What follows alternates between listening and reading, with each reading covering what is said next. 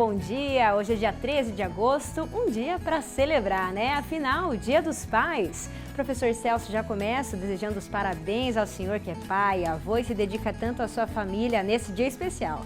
Obrigado, Antoniela. Um bom dia a todos, em especial aos papais. Isso mesmo, a você que nos acompanha e que é pai, já dá o exemplo para as próximas gerações, nossos parabéns. No programa de hoje, você vai acompanhar. Feliz Dia dos Pais! Vamos contar a história de 3 gerações de uma família apaixonada pelo campo. Pesquisadores identificam uma nova espécie de cigarrinha e estudam agora se ela traz riscos para as lavouras de milho. Uma vaca dá à luz a 3 bezerrinhas ao mesmo tempo, um fato raro que só acontece uma vez a cada 100 mil nascimentos. Vamos falar sobre o plantio direto de hortaliças, uma técnica que pode aumentar a produtividade. O Agrofag pelo Brasil, o pesquisador da Embrapa do Piauí, fala sobre a técnica do plantio direto no verde. Campanha da Massey Ferguson valoriza a parceria com a Fazenda Escola do Centro FAG. Encontro em Cascavel debate a redução do uso de insumos químicos nas plantações. E vamos conhecer o seu Lauro, um agricultor que planta de tudo e usa a criatividade na roça. O Agrofag está só começando. Vamos juntos!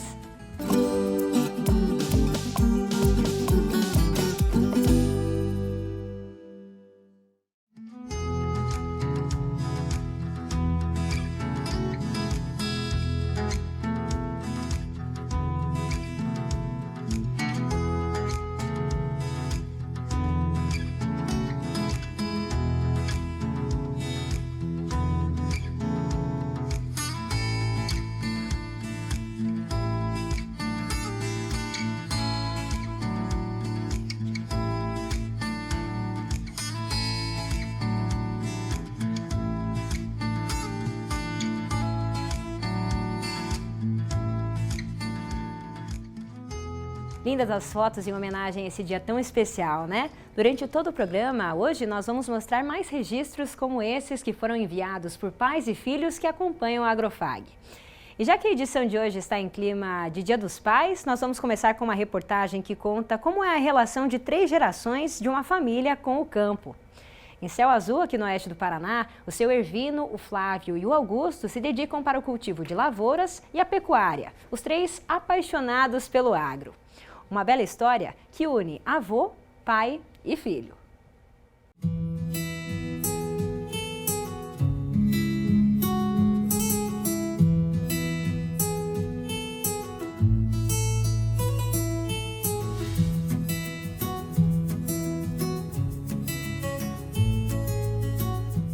Aqui na linha Benjamin, comunidade rural de Céu Azul, localizada no oeste do Paraná, a tradição familiar se estende por 3 gerações na criação de gado e plantação de lavouras em uma área de 700 hectares de terra. A história da família Calgaro é um laço que une avô, pai e filho, passando adiante não apenas o negócio, mas a dedicação pela agricultura. Tudo começou com seu Ervino Alfredo, o patriarca da família, nascido em São Sebastião do Caí, Rio Grande do Sul. Hoje, com 86 anos, ele recorda com carinho a jornada que o levou a se estabelecer nessas terras paranaenses. Eu servi o exército em Santo Ângelo e depois que de baixa do exército, tratei de me casar e vim para o Paraná. Vim para o Paraná em 59. Fui morar em Mercedes, comprei uma chácara em Mercedes Nova aí. E daí o meu sonho era comprar uma colônia. Eu trabalhava muito e aquela chacrinha dava pouco serviço. E dois alqueires de terra. Então eu trabalhava de diário, trabalhava para fora e daí se ajeitou de eu vender a chácara, vendi a chácara e comprei uma colônia de terra daí no município de Palotina. E o meu cunhado já tinha vindo morar aqui nesse lugar aqui e queria muito que eu viesse para cá. E se ajeitou naqueles dias, eu vendia, apareceu um comprador, eu vendia a colônia e vim aqui. E de tanta recomenda, acabei vindo para cá. E daí, naquele tempo, não se conhecia um trator, não existia. Então eu trabalhava com boi. Com trabalho árduo e determinação, seu Ervino desbravou a terra e viu a propriedade prosperar ao longo dos anos. Hoje, mesmo sem tanta agilidade, ele faz questão de caminhar até a beira da cerca para tratar do gado e relembrar os bons tempos.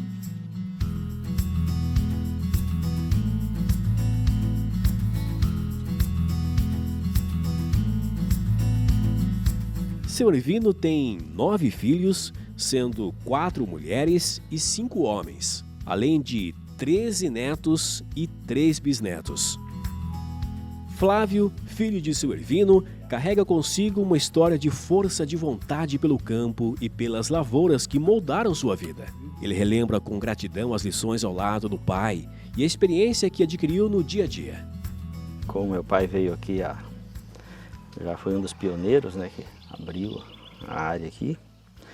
E eu sou nascido aqui, né? Eu sou o 7º da família, né? Eu sou nascido nesse local aqui. E aí, conforme foi passando os anos, a gente foi crescendo, né? A gente não tem muito estudo. Aí era uma escolinha só o primeiro grau incompleto, né? Tinha aqui perto aqui. E o conhecimento que a gente teve foi no dia a dia, né? Trabalhando junto com o pai aqui. E eu acredito que, para mim, a maior felicidade do mundo é estar aqui, né? A família Calgaro é um exemplo inspirador de como o amor e o respeito pela tradição podem ser transmitidos de pai para filho ao longo das gerações. O futuro ganha ainda mais reforço com a vontade de aprender do jovem Flávio Augusto, de 20 anos. Desde pequeno, Augusto se encantou pela agricultura. Foi então que ele escolheu cursar agronomia e hoje traz para o campo o conhecimento acadêmico aliado às experiências que a família lhe proporcionou. Auxilia muito. A gente aqui como eu vejo, até mesmo na faculdade, quando você tem uma pessoa que é filho de produtor ou alguém que tem o contato direto com a lavoura, durante as aulas, no ensino, ajuda, auxilia, você tem uma desenvoltura melhor, tem um conhecimento mais avançado. E tem coisa que a faculdade não ensina. Você pode ver aí, igual eu falo, se acaso você tem uma pessoa que está ali te auxiliando diretamente, um pai, um avô, você vai embora, não tem erro. Muitas coisas que eu já fui sabendo para a faculdade, muitas coisas eu aprendi e trouxe para o meu pai, mas é uma troca de conhecimento, é isso que é a vantagem, isso que é bom estar sempre junto, estar sempre em família. E assim, eles vão escrevendo a história. Guiados pelos sonhos de Augusto, a força de vontade de Flávio e a sabedoria do seu Ervino. No começo dá um medo, né? Mas assim, tem que ter coragem, como meu avô teve coragem de vir lá do Rio Grande do Sul para cá, ele a esposa, meu pai como teve coragem de também encarar o avô, suceder, estar ali sempre junto. E eu também tô tomando coragem agora, né, para poder continuar auxiliando eles. E minha ideia é continuar aqui, né, trabalhar em cima do que é nosso. É a felicidade de poder estar trabalhando em cima do que você gosta, né, do que você se criou fazendo. E principalmente o respeito, né, que eu tenho pelo meu pai, né, pelo que ele me ensinou, pelas coisas que também a gente teve que passar para ele, que de repente ele estava agindo de forma diferente. E estou procurando fazer o máximo possível para dar o conhecimento certo para os meus filhos, né, para que eles possam crescer com dignidade e prosperar também como a gente prosperou, bem dizer assim, né? A mensagem que eu podia deixar é o que está aí, seguir em diante no ramo que estão e sempre pensando na união das pessoas, da família, né?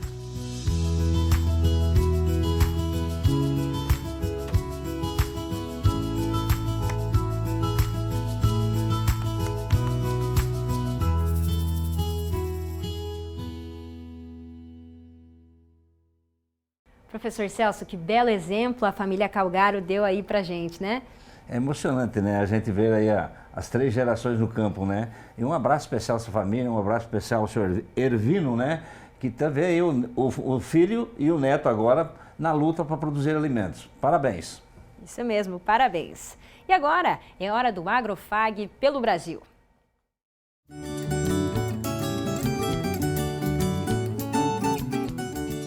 Nessa semana temos a participação de um telespectador que é do Piauí. O Anderson Zizo, que acompanha o Agrofag no YouTube, assistiu a reportagem que fizemos sobre o plantio da soja na palhada ainda verde. Aqui está a reportagem que está disponível no nosso canal no YouTube e que mostra essa técnica que é usada pelo João Caetano, que tem uma propriedade aqui na região da estrada Rio da Paz, interior de Cascavel. Olha só, então o Anderson deixou um comentário relatando uma situação que acontece lá no estado. Aqui no Piauí não podemos plantar no verde, porque no caso as plantas concorrem por água no solo e atrapalham a germinação da soja. Esse comentário do Anderson nos chamou a atenção e despertou a curiosidade para saber mais sobre as técnicas de plantio lá no Nordeste. Quem traz as informações direto de Teresina para o Agrofag é o Edivaldo Sagrilo, pesquisador da Embrapa, e olha só o que ele diz. Meu nome é Edivaldo Sagrilo, eu sou pesquisador da Embrapa Meio Norte de Teresina. Aqui no Piauí nós temos um regime bimodal de chuvas, o que quer dizer que nós temos uma estação seca bem definida e uma estação chuvosa também bem definida. Essa estação chuvosa ela dura em torno de 4 a 5 meses, que é o tempo necessário para ver o desenvolvimento do ciclo de produção de culturas de grãos como a soja. Devido a essa estreita janela de cultivo, normalmente não se faz o cultivo de uma cultura para a produção de biomassa antes do plantio da soja, porque não há tempo para que haja o desenvolvimento suficiente dessa cultura de cobertura e depois haja o desenvolvimento da cultura de grãos, como a soja. Por esse motivo, normalmente se cultiva primeiro a soja e no final do cultivo da soja, com as últimas chuvas ainda restantes, há a possibilidade de plantar uma cultura como, por exemplo, o milheto, que tem ciclo curto e pouca exigência de água. Esse milheto se desenvolve, produz sementes e permanece seco no campo até o início da estação seguinte, onde é feito um novo plantio da soja. Devido a essa produção de sementes do milheto, normalmente há germinação do milheto, mas esse milheto ele é rapidamente dessecado para que isso não atrapalhe a janela de plantio da soja. Alguns produtores tecnificados eles usam alternativas ao milheto, por exemplo, a braquiária em sistemas de produção integrados. Nesse caso, a braquiária ela consegue se desenvolver, permanecer viva ao longo do ciclo seco, aqui o ciclo, a época seca do ano, e quando dá a primeira chuva no ano seguinte, ela se torna verde novamente, e aí sim é feita a dessecação e plantio da soja. Entretanto, por ela se tratar de uma espécie agressiva, é necessário um tempo entre a dessecação e o plantio da soja. Por esse motivo, normalmente, realmente não se pratica o plantio no verde, como em outras regiões do país onde a limitação hídrica não é um problema. Obrigada pela dica, Edivaldo. E deu para perceber que o sistema lá no Piauí ocorre de forma diferente daqui do Paraná por conta do clima e do tipo de solo também, né, professor? Pois é, Antônio, o Brasil é uma extensão continental, né? Então, para cada região você vai ter um clima diferente, uma maneira diferente de você trabalhar seu solo, né? Uma região que nem a nossa aqui, existe a possibilidade de você plantar no verde, né? Já numa região que nem lá o árido, o semiárido, né? Você tem um clima mais definido. A verdade é o seguinte, você tem que preparar teu solo, fazer o manejo de acordo com as suas condições climáticas. Fazer de tudo que a próxima cultura seja favorecida e não que sofra com algumas dificuldades. Ou seja, no semiárido, faz a palhada, depois planta. Aqui você pode plantar no verde ou fazer a palhada. De acordo com a sua região, o seu manejo é que vai ser feito. Já o Carlo Matsumoto, que é daqui de Cascavel, mandou uma mensagem no nosso WhatsApp perguntando. Olha só, ele mandou bom dia.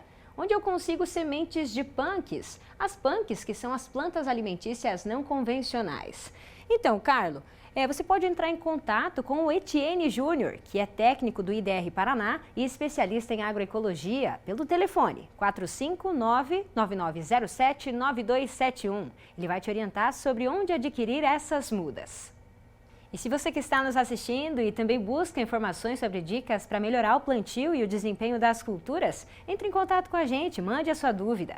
Você pode fazer isso no nosso canal no YouTube, que é o programa Agrofag, onde, aliás, lá no canal estão todas as reportagens produzidas que podem ser assistidas a qualquer momento. Aproveite para se inscrever e receber as notificações sobre as novidades que mostramos aqui.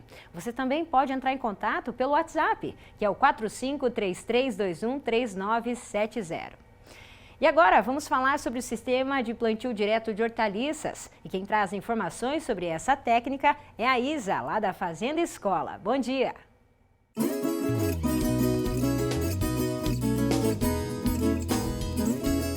Bom dia, Antoniela. Bom dia, professor Celso. A agricultura brasileira está passando por uma transformação notável, impulsionada por uma crescente conscientização sobre a importância da sustentabilidade e da preservação dos recursos naturais. Uma das estratégias promissoras é a adoção crescente de plantas de cobertura. Muitos agricultores já estão tendo os resultados positivos vindos da utilização desse tipo de sistema. Podemos citar o aumento da produtividade das culturas principais, a melhoria da qualidade, a redução na perda de nutrientes e o aumento da capacidade de retenção de água para o solo. Outro ponto notável é a integração do sistema de plantio direto na palhada, uma abordagem que envolve o plantio das culturas diretamente sobre os restos vegetais da cultura anterior. As plantas de cobertura desempenham um papel crucial nesse sistema, quando ajudam a proteger o solo da erosão, mantêm a umidade e auxiliam no controle de ervas daninhas. Uma tendência que está ganhando força é a adoção de plantas de cobertura combinado ao sistema de plantio direto em hortaliças. Essa dupla estratégia não apenas está revolucionando a forma como as hortaliças são cultivadas, mas também está demonstrando resultados significativos para a produção. Os primeiros relatos do sistema de plantio direto em hortaliças surgiram em 1998 na Estação Experimental da EPAGRE de Caçador, em Santa Catarina. Já no Paraná, vários agricultores têm feito experiências em campo há quase 8 anos, principalmente na região de Curitiba. Mas os primeiros experimentos surgiram na Estação Experimental do IDR Paraná, em Santa Teresa do Oeste, em 2021. O plantio direto em hortaliças segue 3 princípios básicos: o revolvimento localizado do solo, restrito às covas ou sulcos de plantio, a diversificação de espécies pela rotação de cultura, com a inclusão de plantas de cobertura para a produção de palhada e a cobertura permanente do solo. Dentre os benefícios desse sistema, destacam-se a redução de perdas de solo com a enxurrada em 70%, a economia de água em culturas irrigadas em até 30%, e a diminuição na mecanização em até 75%, além de incremento nos teores de matéria orgânica e a redução nas capinas pelas barreiras proporcionada pela palhada para as plantas infestantes. Para a adoção do plantio direto em hortaliças, deve-se considerar que por plantas de cobertura ter elevado potencial de produção de matéria seca, é necessário trituração, corte, acamamento e dessecação. É claro que a implementação bem-sucedida das plantas de cobertura requer conhecimento e planejamento. A escolha das espécies adequadas para as condições locais, o momento de plantio e a gestão correta são aspectos cruciais para obter os melhores resultados. Diante dos desafios ambientais que a agricultura enfrenta, a utilização de plantas de cobertura emerge como uma solução promissora e prática. O Brasil, como um dos maiores produtores agrícolas do mundo, tem a oportunidade de liderar essa transformação em direção a práticas mais sustentáveis e resilientes. Não deixem de acompanhar o @agrofag nas redes sociais. Nos vemos na semana que vem e até lá! Obrigada, Isa! Como a gente viu, essas técnicas de plantio direto podem melhorar a produtividade das hortaliças. E outro fator que contribui com o bom desempenho das plantas é a dedicação. E esse é o caso do seu Lauro, agricultor experiente aqui do interior de Cascavel. Ele planta de tudo um pouco, mas dispensa uma atenção especial para o cultivo de cebolas. Sempre muito cuidadoso e detalhista, o produtor criou seu próprio equipamento para manter os canteiros alinhados. Ficou curioso? Acompanhe essa história com a gente. O amor pela terra tem sido o pilar do trabalho do seu Lauro, de 76 anos. Com dedicação, ele tem se destacado pela diversificação de cultivos. Aqui, em uma área rural de 6,5 hectares em São João do Oeste, o produtor planta um pouco de cada coisa, como ele mesmo diz. Começando lá de baixo, lá pesco, daí vem para uva, depois daí tem laranja, daí tem as miudezas ali, repolho, essas coisas, tudo, beterraba, vocês viram ali. E Daí ali mais para cima tem as outras ali, alho, mandioquinha, né? Mandioca, essas coisas ali, a gente faz as miudezas. E daí tinha plantado bastante feijão também, colhi 10 sacos de feijão. E tudo manual. No entanto, a cultura que tem sido sua companheira há muitos anos é a cebola. Neste ano, ele plantou 2.500 pés. A preparação do solo é um passo primordial para uma boa produtividade. O seu Lauro não abre mão de uma boa adubação. Primeiro de tudo a gente joga calcário e esterco da aviária e depois passa a rotativa daí. E depois daí pro final, daí por cima, quando está feito o canteiro, a gente joga mais o super simples e a adubação que é preciso e daí mexe com o pente só daí. Os canteiros vão ganhando forma pelas mãos do agricultor e sempre mantendo um padrão de 1,35 m de largura e 70 metros de comprimento. O seu Lauro é detalhista e para manter um padrão de espaçamento de 25 centímetros de uma fileira para outra, ele desenvolveu o seu próprio equipamento. Seu Lauro, explica para a gente como foi feito esse equipamento. Isso aí é simples de fazer.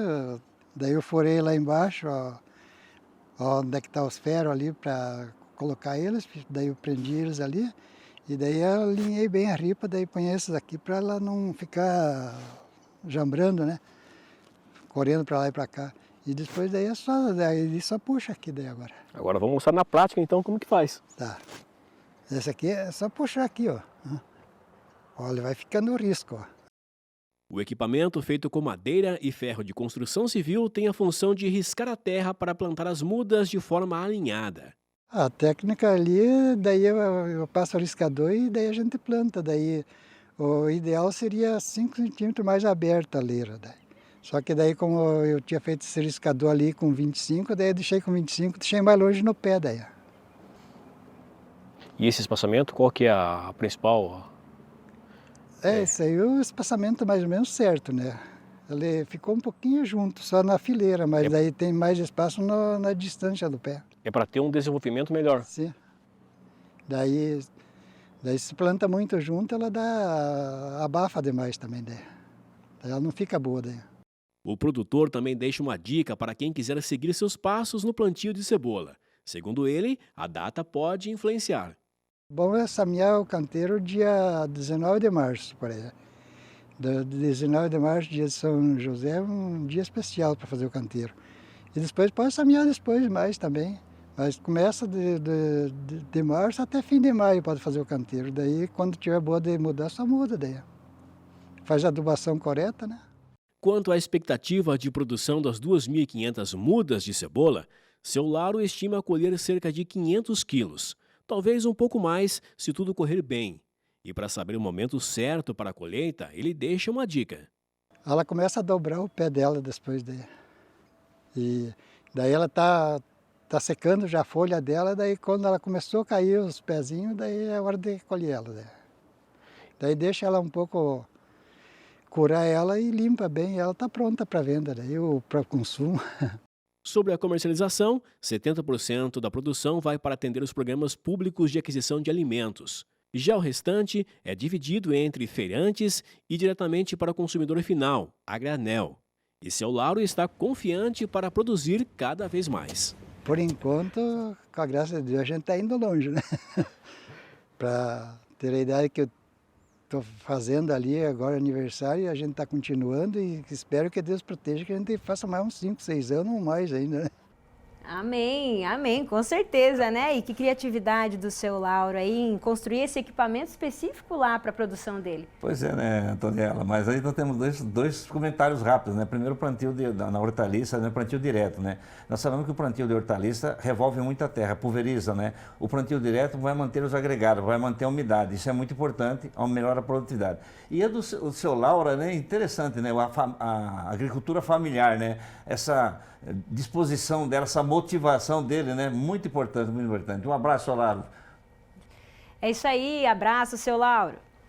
Na cidade de Coronel Freitas, que fica no oeste de Santa Catarina, uma vaca da raça holandesa deu à luz a 3 bezerras de uma só vez. O nascimento foi de parto normal e as 3 bezerrinhas sobreviveram. O caso é inusitado, acontece uma vez a cada 100 mil partos. Nós conversamos com um dos responsáveis pela criação desses animais destinados para a produção de leite. Sobre esse caso interessante que aconteceu lá em Coronel Freitas, oeste de Santa Catarina, eu vou conversar com o Lucas Talian, que é um dos responsáveis pela fazenda, que presenciou esse fato, né? O nascimento de trigêmeas de bezerras da raça holandesa. Seja bem-vindo, Lucas. Obrigado, boa tarde. Boa tarde. E aí, como é que foi que aconteceu, né? Como que vocês perceberam esse nascimento dos 3 filhotes? Já tinham essa previsão de que seriam 3 animais? Então, a gente não esperava que viessem 3 bezerras de só uma vaca, né? E a gente percebeu quando o pai e a mãe, então, eles foram fazer a ordenha da manhã, como todo dia dentro de uma propriedade, tem a ordenha de manhã cedo. E aí a gente tem o piquete, um composto pré-parto lá, próximo à sala da ordenha, né? E quando o pai e a mãe chegaram lá para fazer a ordenha, viram essas 3 bezerras lá já nascidas. Então a gente suspeitou de parto natural mesmo e estavam lá com peso um pouco abaixo do que é o normal da raça, né? Porque o normal é vir uma bezerra só, né, numa gestação, não 3, como aconteceu. Mas a gente ficou bem surpreso com o que aconteceu lá. Uhum. Então, você comentou, né, que eles nasceram com um peso menor do comum. O comum é cerca ali de 35, 40 quilos, um bezerro que nasce comumente, né, um animal só. E aí, nesse caso, 13 quilos, 16 e 20. Esses animais tiveram alguma dificuldade? Vocês estão tendo que ter um cuidado especial com cada um deles agora, Lucas? Sim, a gente está dando uma atenção maior porque nasceram fracas, né, pelo peso bem abaixo do peso do que é o normal, né? Então a gente está fazendo mais amamentações no dia, o normal a gente faz lá, a nossa rotina lá é dar 2 amamentações para as bezerras quando nascem. Nesse caso, dessas 3 bezerras, a gente está fazendo até 4, 5 amamentações em menos quantidade de leite, né? Porque é um animal mais frágil, né? Mais fraco. E também a gente está dando um aporte com pastas probióticas para fazer a colonização da flora intestinal, para esses animais se desenvolverem e virem mais saudáveis e não correr o risco de eles ficarem doentes, né? Uhum. Lucas, e de que maneira que acontece aí a inseminação artificial, né, que vocês realizam na fazenda de vocês? É por tempo fixo e aí isso pode ter sido um dos fatores para proporcionar essa tripla gestação? Isso, a gente faz também a inseminação em tempo fixo, que é a IATF no caso, e a gente suspeita que essa vaca aí teve uma sensibilidade maior à questão dos hormônios que foi usado para ter respondido tão bem assim, né? Então, às vezes acontece, mas a gente não esperava essa gestação de trigêmeos, né? Até porque nem é, tipo, tão... A gente não quer que venha com 3 bezerras, uma vaca só, porque a gente sabe dos problemas e das consequências que vem depois, né? Mas agora que aconteceu, a gente está trabalhando no tratamento da vaca também, já está bem recuperada a vaca, a mãe das 3 bezerras, no caso, e as bezerras também já estão crescendo com saúde, bem como a gente até nem esperava que elas iam se desenvolver tão bem assim, pela questão do tamanho, que nasceram frágeis e tal, mas estão vindo bem. Lucas, a gente torce para que elas se desenvolvam bem, cresçam bem e possam produzir bem também na propriedade. Tudo de bom para vocês aí, até a próxima. Obrigado, até mais. Foi realizado em Cascavel nessa semana um seminário sobre a produção sustentável de grãos. O evento foi promovido pelo IDR, FAEP e Embrapa. No encontro, profissionais apresentaram técnicas que podem contribuir para a redução do uso de insumos químicos e favorecer práticas mais limpas para o manejo das lavouras. O seminário contou com a participação de especialistas, agricultores e pesquisadores que compartilharam avanços sobre manejo integrado de pragas e doenças nas últimas safras na região. A gente está fazendo uma rodada pelo estado inteiro agora no mês de agosto, repetindo o que nós fizemos o ano passado, quando já estivemos aqui em Cascavel também, trazendo para o produtor rural informações referentes à produção sustentável. MIP, MIG, inoculantes, a fixação de nitrogênio e principalmente conservação de solos. De acordo com os dados do Programa Grãos Sustentáveis do IDR, cerca de 1.600 produtores paranaenses adotaram o manejo integrado de pragas. Eles receberam acompanhamento dos extensionistas nas últimas 10 safras e tiveram uma redução média de 53% nas aplicações de inseticidas. O produtor que adota essa metodologia, ele causa menor impacto ambiental e, ao mesmo tempo, sobra mais renda para ele. No momento onde o preço da soja vem baixando, isso é importante porque isso, no final, vai acabar configurando uma maior renda para o produtor, ou seja, ele acaba economizando e tendo um menor impacto ambiental. E esses resultados hoje que a gente tem no Paraná é uma referência a nível de Brasil e a nível mundial. Não se tem conhecimento de um outro trabalho com a magnitude que a gente tem aqui no Paraná, onde envolve uma parceria entre a Embrapa, IDR Paraná e o Sistema FAEP-Senar. O evento também discutiu a utilização da inoculação e da coinoculação da soja. De acordo com André, que é pesquisador da Embrapa, os resultados na safra 2021-2022 possibilitaram um ganho de R$ 936 por hectare, se comparado a sistemas que ainda não aderiram ao uso dessa tecnologia. A inoculação em soja se trata da utilização de uma bactéria chamada Bradyrhizobio, né? Ela é que faz simbiose com a cultura da soja e forma um nódulo na raiz. Nesse nódulo, que é onde ocorre a fixação do nitrogênio, né? Ela absorve o nitrogênio do ar e transforma em nitrogênio numa forma assimilável pela planta. Então, eu costumo falar para os produtores que é uma fábrica de nitrogênio que o produtor pode ter na propriedade, porque ele está produzindo o seu próprio nutriente. E dessa forma, usando a inoculação, o produtor ele pode dispensar totalmente a adição de fertilizantes minerais, né? Então ele não precisa estar utilizando ureia, né, ou outro fertilizante nitrogenado na soja, né, e sim, né, em outras culturas. E já a coinoculação, né, já além do Bradyrhizobio, se avaliou, né, a pesquisa comprovou o efeito de uma segunda bactéria com efeitos bastante positivos, que é a Zospirillum brasilense. Essa bactéria, ela fixa nitrogênio também, mas é uma quantidade bem menor, ela não chega a formar nódulo, porém o grande benefício dela é a promoção de crescimento de planta. E aqui destaco o crescimento de raízes, que ajuda a planta a absorver, né, alcançar mais nutrientes e também água, que pode conferir aí à planta uma tolerância maior em período de estiagem. Juliano é produtor rural em Cascavel e há 8 anos apostou no processo de inserção de bioinsumos nas lavouras. Segundo ele, os resultados têm sido positivos. Nós estamos aí há 8 anos, estamos convencidos já dessas novas tecnologias e, de fato, eu recomendo a todos os produtores que não começaram, mas que se atentem e olhem com outros olhos, que é uma tecnologia que está aí disponível a todos e que possa, sim, agregar na sua produção, na sua propriedade, né? Acompanhe agora os valores das commodities no quadro Mercado Agrícola. A saca da soja em Cascavel, R$ 129,00. A saca do milho, R$ 45,00 e a saca do trigo, R$ 66,00. Depois do intervalo, pesquisadores identificam nova espécie de cigarrinha e agora estudam para saber se ela traz riscos para as lavouras de milho.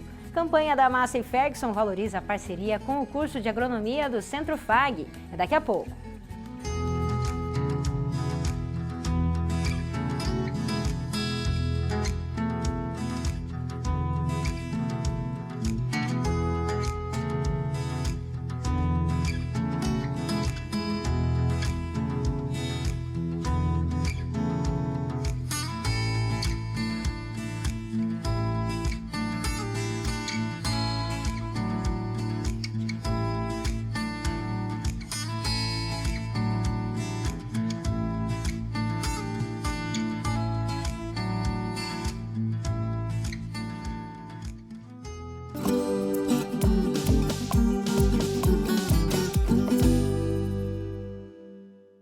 Colégio FAG Bilíngue. Somos uma escola sedimentada em valores familiares, focada na excelência da qualidade no ensino. Surpreenda-se com nossa estrutura padrão internacional. 120 laboratórios de ensino de última geração, hortas, fazenda, trilha ecológica, 8 parques externos e 2 internos, centro multiesportivo, auditórios e muito mais. Agende sua visita. Estamos prontos para receber você e sua família. Colégio FAG Bilíngue. A universidade começa aqui.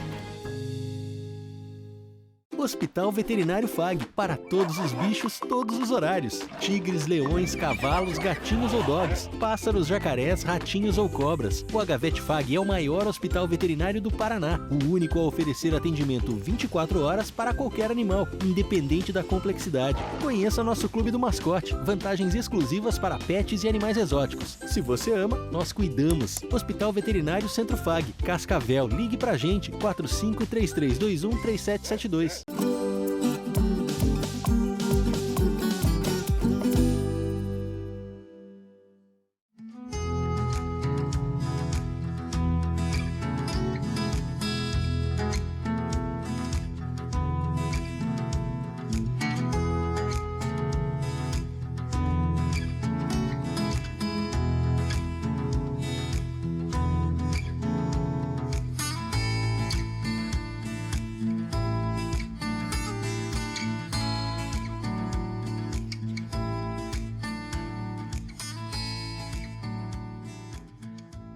A cigarrinha da espécie Dalbolus maides é considerada a principal praga da cultura do milho no Brasil. Ela atua como vetor para a transmissão de enfesamentos, doenças causadas por bactérias. Agora, recentemente, uma pesquisa da Universidade Federal de Goiás relatou o aparecimento de outra espécie de cigarrinha. Trata-se da Leptodelphax maculigera, que na semana passada também foi observada em Cruz Alta, no Rio Grande do Sul. A nova espécie está sendo estudada e passa por análises em laboratório. Para saber quais os riscos essa descoberta pode representar, a nossa equipe conversou com especialistas da área. E sobre esse assunto, nós vamos conversar com o professor Jorge Geller, especialista em fitopatologia, que estamos aqui na Fazenda Escola agora para falar sobre essa nova espécie de cigarrinha, né? Seja bem-vindo, professor.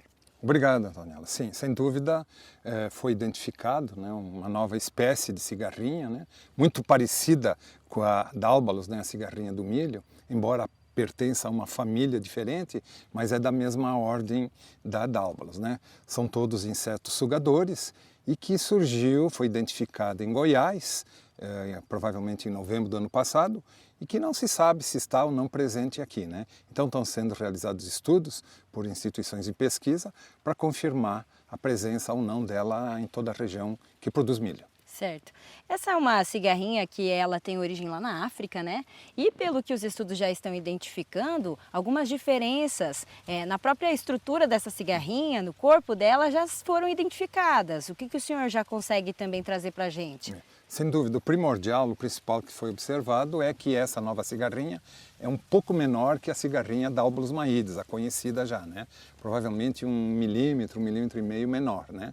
O que não se sabe ainda é se ela tem a capacidade infectiva, ou seja, adquirir os patógenos causadores de doença e transmitir depois para novas áreas de milho. Uhum. A preocupação é justamente nesse sentido, né? A partir da confirmação, se for identificada a partir das pesquisas, que ela pode transmitir os complexos de enfesamento, aí sim os produtores pesquisadores vão ficar cada vez mais de olho nela. E nesse sentido, qual o principal risco que hoje mais uma espécie de cigarrinha, se ela for comprovada, essa transmissão dessa doença, pode trazer? Pois é mais um inseto considerado então praga, né, que surge no complexo pragas de milho. Então fazendo com que o produtor se preocupe também. Embora tenha uma grande semelhança com a cigarrinha tradicional que o produtor conhece, né? Então as medidas de controle provavelmente serão as mesmas, né? Mas de qualquer forma é mais um inseto que surge no complexo pragas em milho.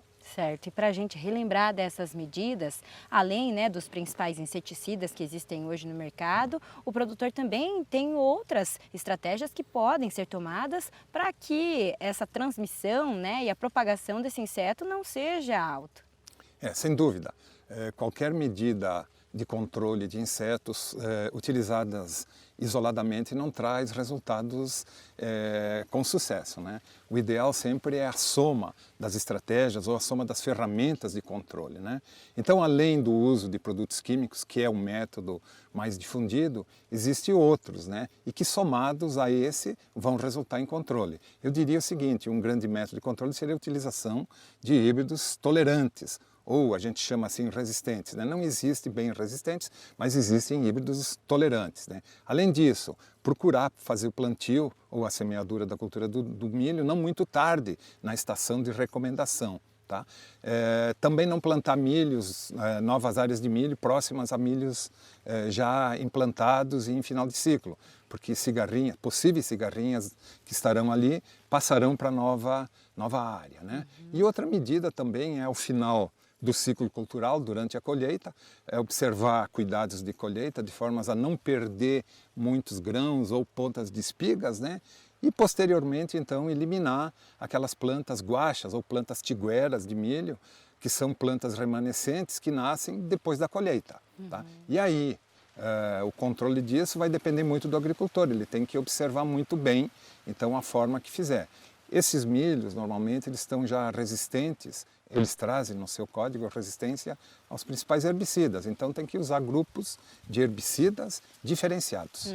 E isso porque as plantas tigueras, elas são hospedeiras dessas cigarrinhas, é isso, né? As plantas tiguera ou guachas, né, além de serem hospedeiras da cigarrinha, fazerem uma ponte verde entre a safra que termina e a nova safra, elas também vão alojar os patógenos, né? As duas bactérias molicutes, bem como um vírus que também está presente. Né? Então, essas plantas guachas, elas agem duplamente contra o produtor, né?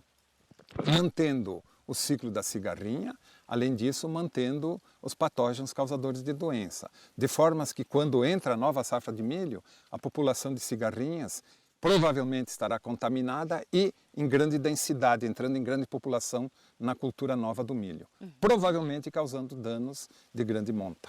Certo. Além do uso, então, de herbicidas que sejam mais potentes, né, e uma estratégia bem pensada para fazer o controle desses milhos tigueras, existem outras formas também que o produtor, assim que viu já o milho crescido, o que pode fazer, já que depois já aconteceu? A grande ferramenta de controlar milho guacho realmente é o controle químico, utilizando herbicidas de grupos diferenciados, né? Então a maioria dos produtores fazem isso. Porém existem métodos mecânicos ou físicos, né? Que seria a destruição mesmo por passagem de grades ou implementos agrícolas, de formas a destruir essas plantas, né? Um detalhe aí que a planta guacha, quando nasce, ela não nasce tudo numa semana, né?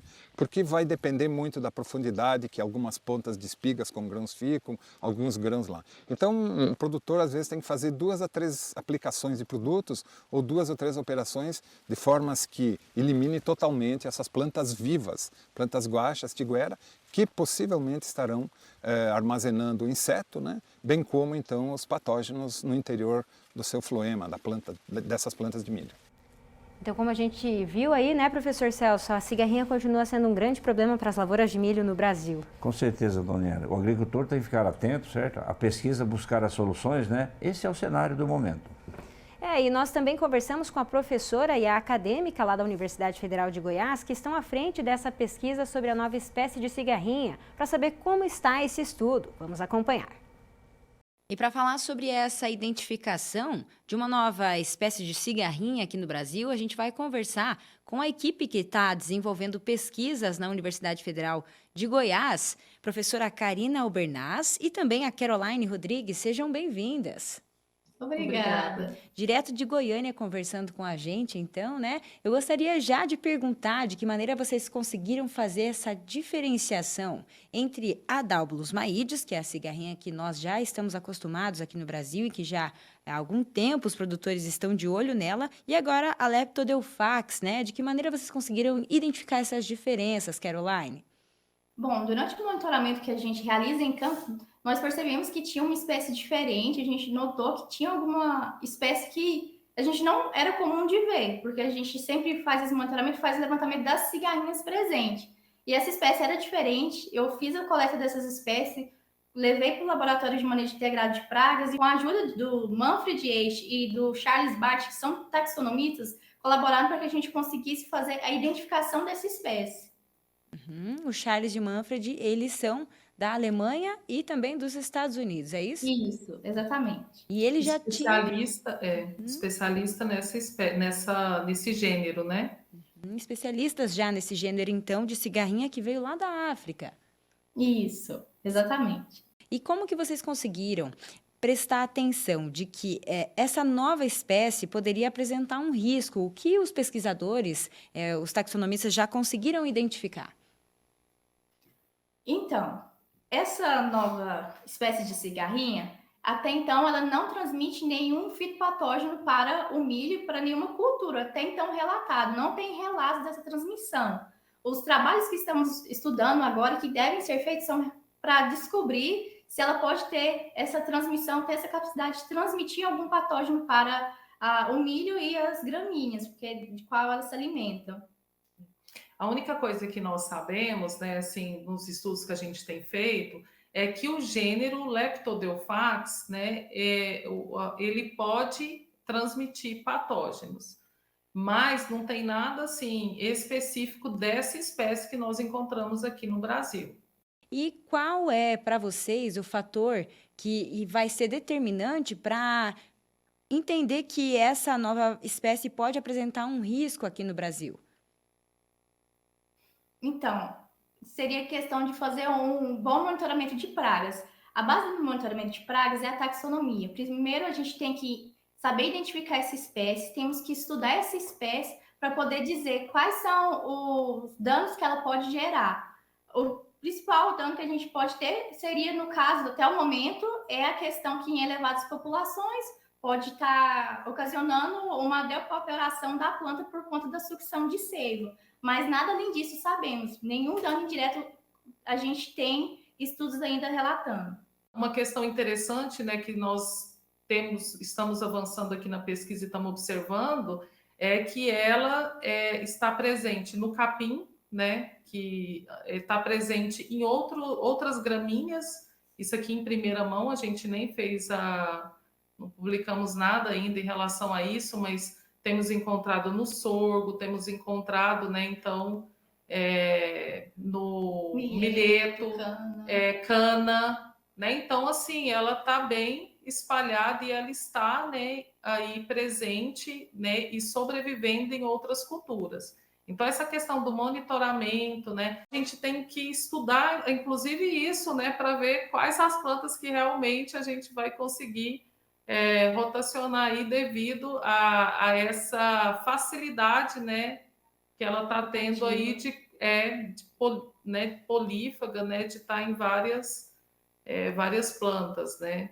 Então, para a gente estipular os seguintes riscos que essa cigarrinha pode apresentar, primeiro os estudos precisam ser concluídos, eles ainda estão sendo desenvolvidos. Então, essa preocupação e o risco já efetivo ainda não está confirmado. Isso. Então, assim, quais são o que a gente tem, né, assim, que nos preocupar, né? Por exemplo, onde ela está presente, quais os estados, quais as culturas, né? Então, tudo isso tem que ser respondido ainda. Tudo isso que eu estou falando aqui, né, se trata do estado de Goiás, né? Mas e nos outros estados, né? Ela está presente, né? Quais as culturas? Então, a gente tem que avançar nisso daí. Certo. Professora Karina Caroline, muito obrigada pela participação no Agrofag com a gente. Desejamos uma boa pesquisa para vocês, para que possamos identificar o quanto antes possível os possíveis riscos, né, dessa cigarrinha. Até a próxima! Muito obrigada. Muito obrigada. O importante é que a pesquisa consegue acompanhar toda essa situação, né, professor? É uma situação preocupante, né? Uma nova espécie de cigarrinha surgindo aí no mercado, né? O que deixa a gente um pouco tranquilo, que a maioria dos nossos híbridos são tolerantes, né, às bactérias que são transmitidas pela cigarrinha, né? Mas vem um novo tipo de cigarrinha. Então a pesquisa deve estudar, deve desenvolver trabalhos que possam ver como essa doença é transmitida, se realmente essa espécie vai transmitir essa doença e como resolver.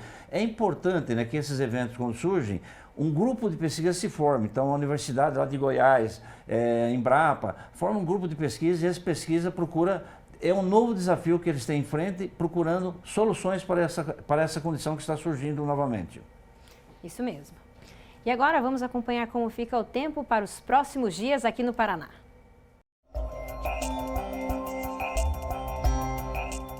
As ações de uma frente fria que começou a avançar para o sul do país no sábado têm reflexo no tempo, trazendo chuvas nesse Dia dos Pais para as cidades do Paraná. No oeste, algumas apresentam essa condição hoje. Em Cascavel, a indicação é de chuva, que não será muito expressiva. As pancadas devem somar cerca de 5 milímetros ao longo desse domingo. Na segunda, o tempo continua instável e a concentração de nuvens ainda é grande. Na terça, o sol volta a prevalecer e o céu deve ficar claro, e será assim também na quarta-feira. As temperaturas nos próximos dias devem evoluir gradativamente. A mínima é de 14 e a máxima é de 27 graus. Já em Tupãssi, a chuva esperada para hoje é um pouco mais intensa. Ainda assim, deve ser rápida. Na segunda e na terça-feira, o céu contará com algumas nuvens, mas sem precipitação. E na quarta, o sol volta a brilhar forte. Termômetros em Tupãssi variam dos 15 até os 28 graus. E na região de Pato Bragado, as temperaturas seguem um pouco mais baixas, com mínima de 16 hoje, mas o tempo permanece estável, sem chuvas, e continua assim no restante da semana. Na quarta-feira, as temperaturas sobem um pouco e os termômetros variam dos 22 aos 29 graus. No próximo bloco, Histórias de Quem Confia, uma campanha da Massey Ferguson mostra a parceria com a Fazenda Escola da FAG. Já já.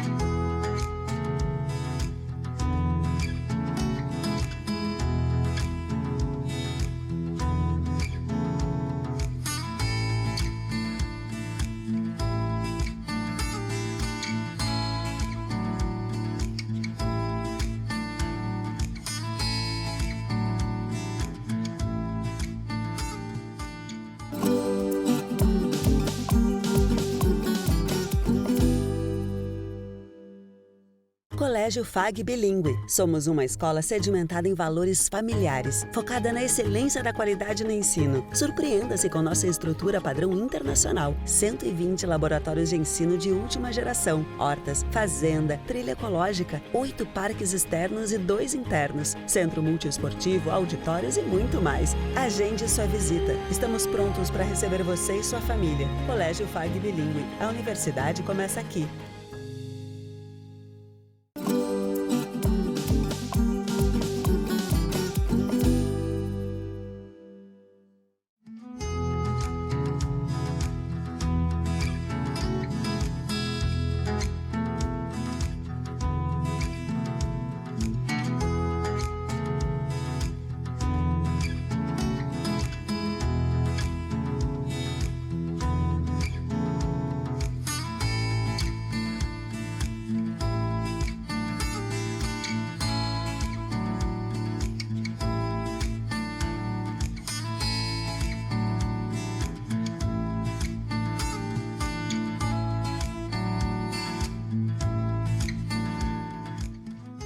A Massey Ferguson do Brasil mantém uma parceria com a Fazenda Escola do Centro FAG para a utilização dos maquinários agrícolas, tanto nas atividades do dia a dia nas lavouras, como para as aulas práticas do curso de agronomia. E o departamento de marketing da empresa decidiu registrar essa experiência em um vídeo produzido para a série Histórias de Quem Confia. Ficou muito emocionante. Acompanhe.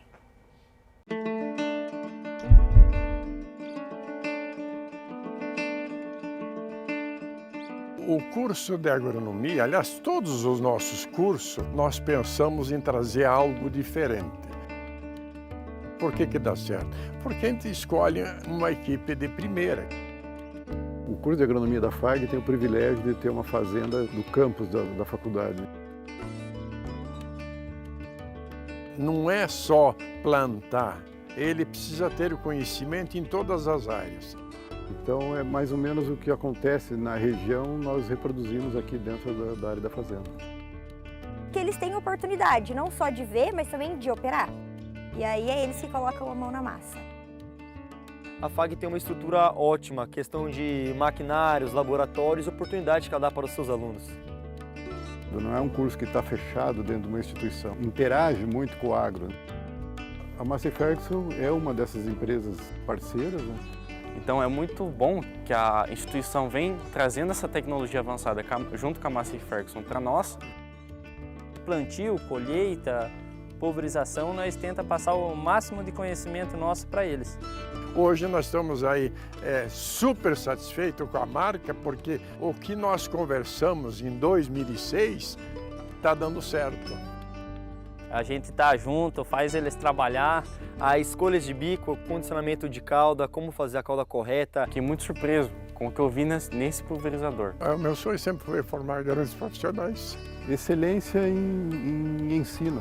Nossa, hoje foi o melhor dia para mim na faculdade. A tecnologia, a força e a utilização dos implementos agrícolas da Massey, a gente se vê bem longe daqui. A responsabilidade nossa é muito grande. Professor Celso, a emoção tomou conta ali do seu Assis, né? O seu Assis está muito emocionado. E a gente que convive ali na Fazenda Escola, né? Sente essa emoção, até se empolga, né, com essa emoção dele, né?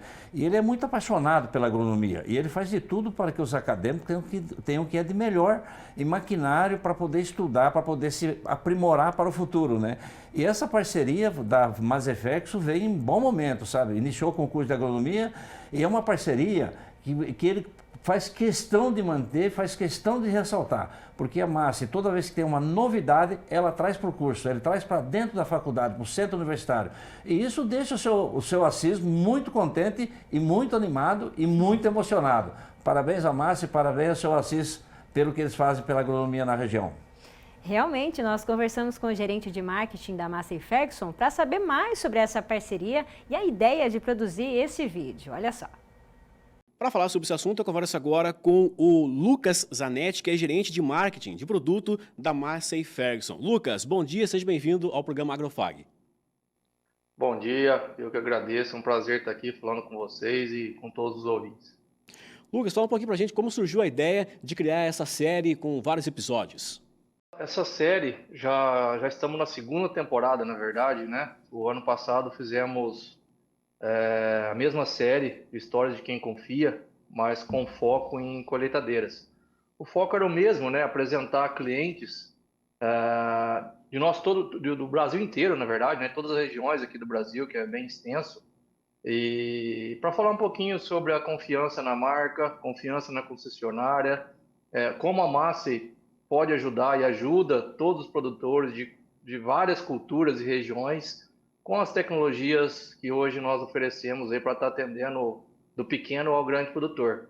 E esse ano nós focamos aí em pulverização, né? A Massey hoje tem um portfólio que também atende do pequeno ao grande produtor quando a gente fala em pulverizadores e estamos com bastante tecnologia nova embarcada aí nas nossas máquinas, por isso a ideia de refazer a série e agora com foco aí nos equipamentos de aplicações que são pulverizadores e distribuidores de fertilizantes.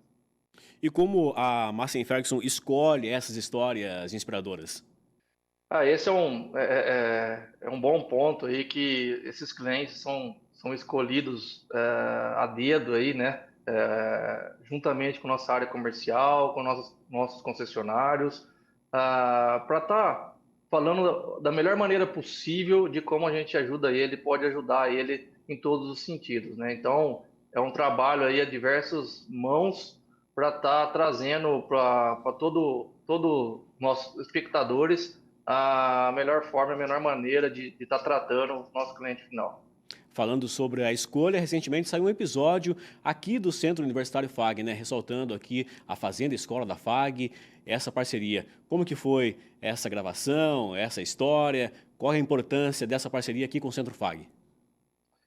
Exatamente, foi uma bela história, né? Que é uma das histórias também que nós fizemos questão de estar contando. Além de ser nosso cliente, a Fazenda aí ajuda bastante o desenvolvimento aí de novos clientes, né? Novos estudantes aí que vão entrar futuramente também no mercado agrícola, né? Seja ele sendo nosso cliente também, ou seja ele nosso colaborador, ou seja ele uma assistência no campo ali que vai ajudar também nossos clientes finais aí a estar extraindo o melhor da Massey Ferguson, extraindo o melhor dos produtos, seja ele semente, seja ele defensivo, seja ele próprio maquinário e tecnologia que hoje nós entregamos. Então, para quem quer conhecer mais sobre a série, como que faz para encontrar nas redes sociais?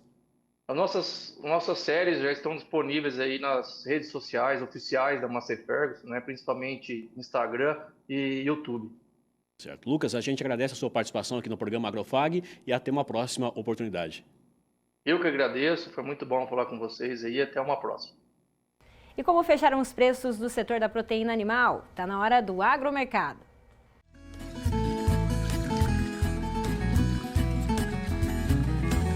Arroba do boi gordo em Cascavel, R$ 230.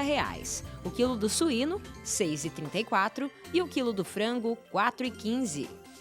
E nós estamos chegando no momento redes sociais aqui do programa. Já quero reforçar o convite para você que ainda não conhece o nosso canal no YouTube. Basta digitar youtube.com/agrofag ou na barra de pesquisa lá do YouTube mesmo, Programa Agrofag. Olha só, essa é a nossa página inicial, né, do canal, professor. Vários conteúdos interessantes para quem está nos acompanhando. Grandes reportagens num local só. Isso mesmo.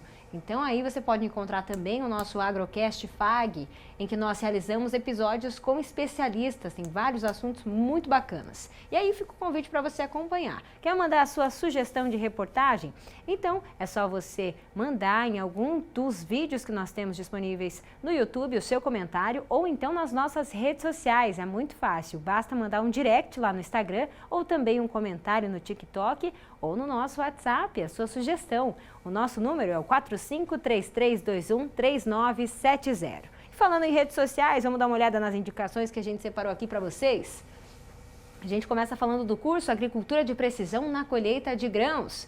É promovido pelo Senar, são 24 dias aí de duração, né, a carga horária de 17 horas, e aí as aulas são 100% online e o curso é gratuito. Tem QR Code na tela, você pode saber mais sobre esse curso do Senar.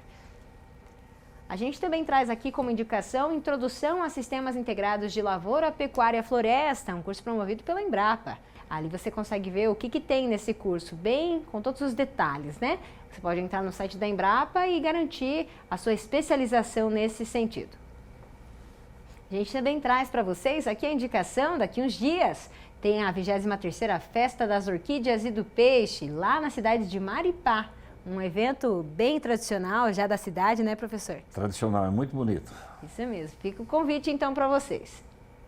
Mais uma dica, evento de agropecuária de baixo carbono. Vai acontecer no dia 21 e segue até o dia 22. E aí você consegue participar online desse evento. As inscrições são gratuitas e elas podem ser feitas pela plataforma na bio do Instagram, olha só, agrocarbono.gelk. Lá no Instagram você consegue fazer a sua inscrição. É das 6 horas da tarde até as 9 horas da noite. Temos também a produção de suíno gourmet. Olha só, para você participar desse evento, então, tem algumas maneiras. Tem o site, que é cpt.com.br, ou também pelos números que estão aparecendo aí na tela, 31-3899-7000 ou 31992940024. Aí com a participação da Biribas e algumas outras empresas aí voltadas para o setor de suínos, né? Suínos gourmet. Temos as indicações também da pós-graduação do Centro FAG.